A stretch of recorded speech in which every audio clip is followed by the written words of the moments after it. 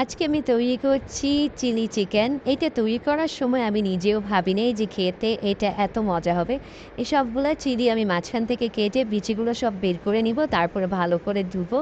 ধুয়ে রেখে দিব এক সাইডে। এখন চিকেনের মেরিনেশনটা রেডি করছি। সাথে দিচ্ছি সয়া সস, পেঁয়াজের গুঁড়া, আদা গুঁড়া, চিলি ফ্লেক্স, স্বাদ অনুযায়ী লবণ। ভালো করে একটু মেখে তারপর সবগুলো চিলির ভিতরে আমি এই চিকেনের পোকটা দিয়ে রেডি করে দিব। সবগুলো ঠিক একই প্রসেসিংয়ে করব।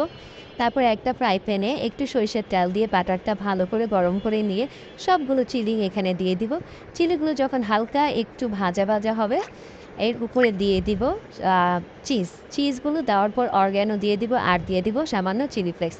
চিলি ফ্লেক্স দেওয়ার পর যখন এটা দেখব একটু ভাজা ভাজা হয়েছে তখন অল্প সামান্য পরিমাণ পানি দিয়ে ঢেকে দিব। ঢেকে ২ মিনিট রাখলেই দেখবেন যে সবগুলো চিজ গলে গেছে এবং এটার ভিতরে যে গ্রেভিটা খুব সুন্দর মতো হয়ে গিয়েছে। নিচের পিছনের সাইডটা দেখবেন একদম ক্রিস্পি ক্রিস্পি হয়ে গেছে। বাটারটা একদম গায়ে গায়ে লেগে গিয়েছে।